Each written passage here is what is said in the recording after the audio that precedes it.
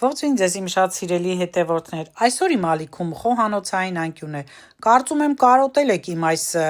խոհանոցին, որտեղ ներկայացնում եմ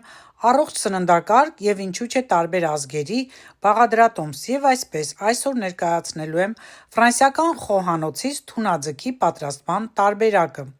որը ստացվում է շատ համեղ, իդեպ թունաձուկը ինք իրենից չոր է, ուստի հետևեք և տեսեք ինչպես եմ պատրաստում։ Նախօրոք ձկան վրա ավելացրել եմ սև և կարմիր պղպեղներ և մի փոքր էլ աղ, որից հետո տաք թավայի մեջ լցրել եմ ձիթապտղի յուղ և ձկան կտորները դրել եմ ձիթապտղի մեջ տապակվելու ամեն կողմից ընդամենը 2 րոպե։ 2 րոպե հետո շրջում ենք տապակայի մեջ, ահա տեսեք,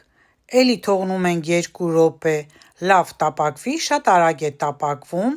այս փոքր կտորներն են նույն ձևով համեմել եմ և տապակում եմ։ Լավ տապակելուց հետո, 2 րոպե լրանալուց հետո, արդեն կարելի է հանել ձկան կտորները և դնել առանձին ափսեի մեջ։ Այս ձկից պատրաստում են նաև պահածոներ, պահածոացնում են հիմնականում կամ յուղի մեջ ձիթապտղի, կամ էլ ջրով, ավելի հարմար է ջրով տարբերակը, որը այդքան էլ յուղոտ չի ստացվում։ Դե ինչ, արդեն տապակվեց, վերջացավ, հիմա դնում ենք առանձին ափսեի մեջ և տեսեք, թե արդեն ինչ ենք անելու։ Այս տարբերակով շատ հյութալի է ստացվում ձուկը և անչափ համեղ։ Հանեցի ձկան կտորները, իսկ հիմա շարունակում եմ պատրաստել։ Ձիթապտղի յուղի մեջ լցնում եմ 1 գլուխ կտրատած սոխ, նման ձևով եմ կտրատել ես սոխը, դուք ինչպես կկամենաք, մի փոքր աննշան թույլ աղ եմ ավելացնում և որից հետո արդեն 2 ատամիկ սխտոր եմ ավելացնում, տեսեք, որը նույնպես էլի խառնում եմ, կարելի է մարմանդ կրակի վրա այս ամենը պատրաստել, լավ խառնելուց հետո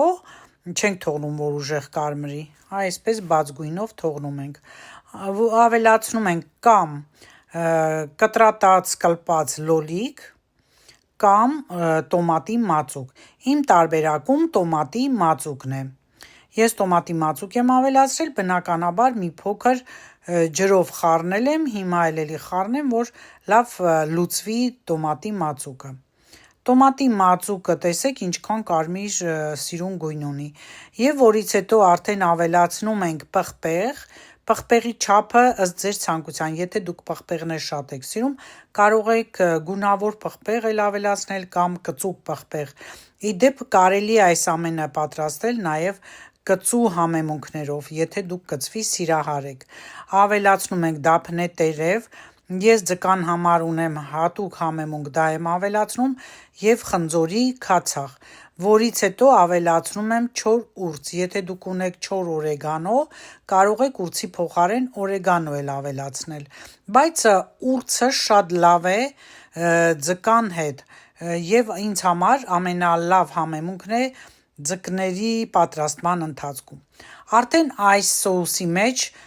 դնում եմ ձկան կտորները և որքան հնարավոր է թաթախում եմ սոուսի մեջ, լցնում եմ վերևից ներքևից, որից հետո արդեն շրջում եմ, մյուս կողմն էլ էլի մնա հյութի մեջ, շատ լավ ներծծվում է հյութը, հենց սա է հաղորդում ձկանը հյութալիություն, ես ասեցի չէ իմ խոսքի սկզբում, և շրջում ենք նորից մի քանի րոպե տապակվում է, ավելացնում ենք լվացած, կտրատած մաղադանոս, մաղադանոսը յուրահատուկ համ է հաղորդում, թարմություն է հաղորդում, կարճ ասած տեսեք նախ սիրուն ստացվեց մաղադանոսով և շատ համեղ է, 1-2 րոպե և արդեն պատրաստ է թունաձուկը, իդեպ այն դնում են նաև սառնարան, մատուցում են սառը վիճակում,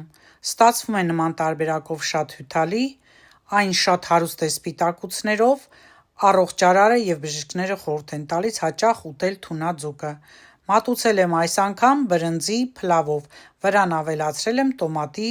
սոուսը և շատ համեղ տարբերակ է ստացվել, բարի ախորժակ և ցտեսություն, կհանդիպենք։